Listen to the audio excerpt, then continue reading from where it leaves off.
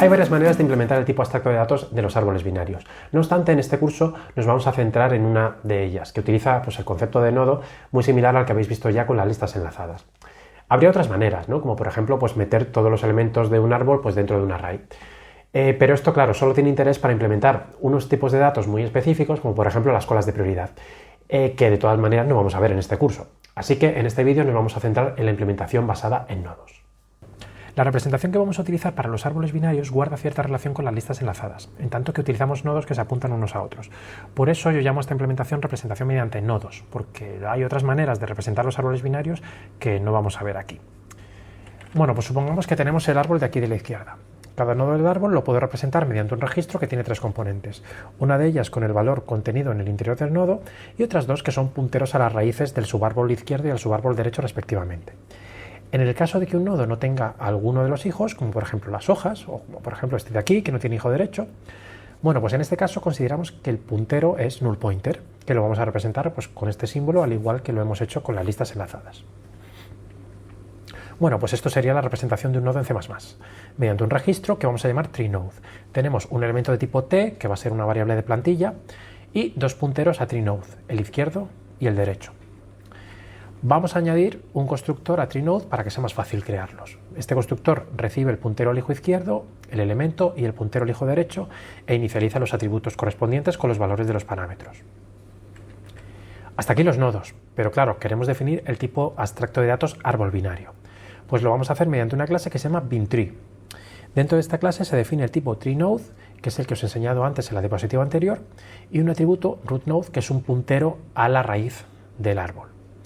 Si queremos un árbol vacío, pues entonces crearemos un objeto binTree cuyo atributo rootNode es nullPointer.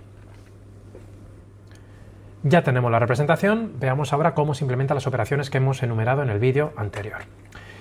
Estas son las operaciones, 3 para crear árboles, 1 para saber si el árbol está vacío y otras 3 para obtener las componentes de un árbol.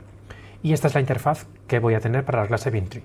Como siempre, las operaciones constructoras se implementan como constructoras de la clase y las 4 operaciones observadoras como métodos de esta clase, que además van a ser métodos constantes. Para crear un árbol vacío, pues basta con inicializar rootNode al puntero nulo. Y para crear una hoja, pues creamos un nodo cuyos hijos son nulos y hacemos que rootNode apunte ahí, pues como vemos aquí en la figura. Para crear un árbol a partir de sus hijos y un elemento, pues también tenemos que crear un nodo. En este caso el puntero left apuntará a la raíz del árbol left pasado como parámetro, es decir, si esto de aquí es left, entonces debe apuntar al left.rootNode y lo mismo con el hijo derecho.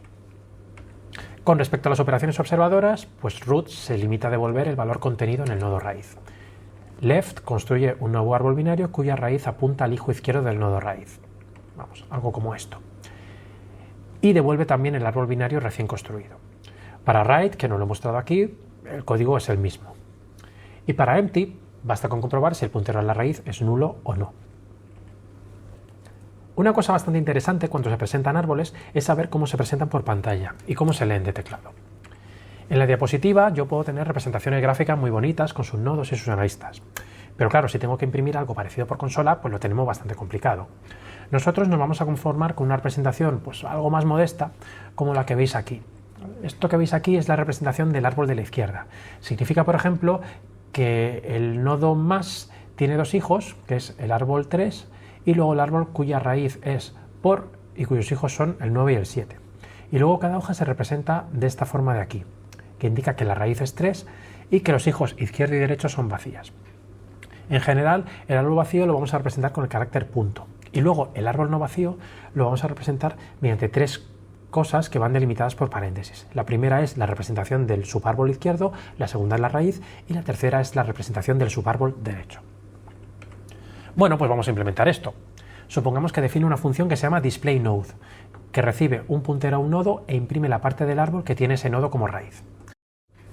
También recibe, pues como ya hemos hecho más veces, el manejador o el dispositivo sobre el cual yo quiero imprimir, pues puede ser cout, puede ser un fichero, etc. Bien, pues miro el nodo que recibo como parámetro. Si es null, entonces es el árbol vacío, por lo que imprimo un punto y ya está. Si no es null, entonces imprimo el paréntesis de apertura, luego llamo recursivamente a displayNode para que represente el hijo izquierdo, luego a un espacio, luego la raíz, luego a otro espacio y luego la representación del hijo derecho, para lo cual utilizo otra llamada recursiva. Y por último, el paréntesis de cierre. Ahora declaro una función display pues, que hace la llamada inicial a displayNode, pasándole como parámetro la raíz, y también pues, sobrecargo el operador de desplazamiento para que podamos imprimir los árboles utilizando, por ejemplo, cout desplazamiento t. Y en este caso pues no hago más que llamar al método display. Aquí tenéis un ejemplo de ejecución. Empiezo construyendo un árbol left, cuya raíz es una hoja, luego construyo right, por otro lado, que tiene pues, el asterisco como raíz y como hijos izquierdo y derecho 2 hojas, y por último construyo tree, que contiene los 2 anteriores y que tiene un más como raíz. Estos cuadros azules representan instancias de la clase BinTree, mientras que los otros pues, representan instancias de la clase TreeNode. Vale, si envío todo este árbol a la salida estándar, pues el resultado que obtengo pues, es el que veis aquí, que es el mismo que os he mostrado antes. En lugar de crear los árboles como estoy haciendo aquí, poniendo explícitamente los constructores, creo que ya os he enseñado, os he contado en la primera semana que también los puedo crear de esta manera, que es más corta. Vale, esto de aquí crea un árbol llamando al constructor de 3 parámetros. Este es el primero, este es el segundo y este es el tercero. Para el primer parámetro, que es el árbol izquierdo, pues pongo el 3 entre llaves, indicando que quiero llamar al constructor de BinTree de un parámetro. Y en el hijo derecho pongo estas llaves para indicar que quiero llamar al constructor de 3 parámetros. En definitiva, el árbol que se construye de esta manera pues es el mismo que el que he construido en la diapositiva anterior. Hasta aquí lo de imprimir, pero ¿qué pasa si yo quiero obtener un árbol de la entrada o leerlo de un fichero? Bueno, pues aquí tenéis la definición de una función que se llama readTree, que lee un árbol de la entrada y lo devuelve. Empiezo leyendo el primer carácter. Si es un punto, pues yo sé que es el árbol vacío y por tanto pues devuelvo un árbol vacío. Si no es un punto, entonces tiene que ser necesariamente un paréntesis de apertura.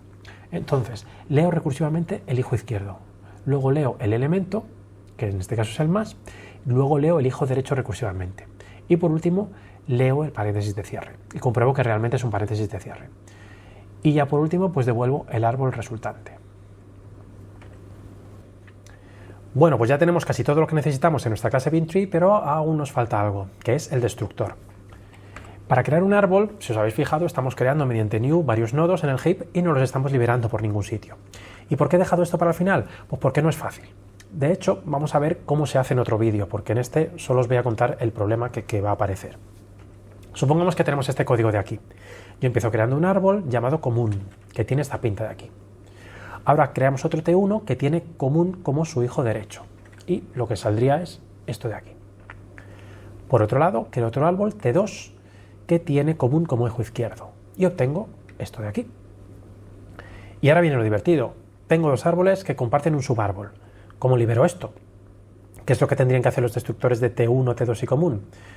Pues podemos pensar lo siguiente, que un árbol es responsable de borrar sus nodos. Así que el destructor llama un método auxiliar recursivo que se llama deleteWithChildren, que recibe el nodo raíz y elimina ese nodo y todos sus descendientes en el árbol. De hecho, la implementación de este método auxiliar pues es bastante sencilla. Si el nodo que yo quiero liberar es distinto de null, pues libero recursivamente el subárbol izquierdo, libero recursivamente el subárbol derecho y luego el nodo de la raíz. Bueno, pues esto no funciona. ¿Vale? En la situación de antes, ¿qué pasa cuando estas 3 variables salen de ámbito y se llaman a sus destructores? Imagínate que se ejecuta primero el destructor de T1. Bueno, pues esto libera el nodo raíz y sus descendientes, que son este y este. Vale, luego imagínate que se llama al destructor de común, el cual pues se pone a borrar nodos que ya no le pertenecen, porque ya han sido liberados por el destructor de T1, lo cual pues provocará seguramente un error en tiempo de ejecución. Y claro, luego llega el destructor de T2, que ya ni te cuento, intenta borrar ya por tercera vez los nodos estos de aquí. La moraleja es que cuando los 2 árboles comparten un subárbol, esta manera de borrarlos pues no funciona. ¿Y cómo lo soluciono? ¿Cómo puedo evitar liberar un nodo más de una vez? Pues hay varias alternativas. La primera de ellas es prohibir la compartición de subárboles. Es decir, el constructor de árboles, cada vez que quiera construir un árbol a partir de un hijo izquierdo y un hijo derecho, hace una copia de los hijos y enlaza las copias. De este modo no tendríamos esa compartición. Pero claro, hacer copias de un árbol entero puede llegar a ser bastante costoso. Otra alternativa es permitir la compartición, pero utilizar mecanismos que nos ayuden a liberar la memoria de manera adecuada. Uno de ellos va a ser el conteo de referencias. La primera alternativa, la de la copia, os la dejo como ejercicio. La segunda alternativa la vamos a ver en otro vídeo, pero para eso tenemos que introducir una cosa nueva de C++, que son los punteros inteligentes.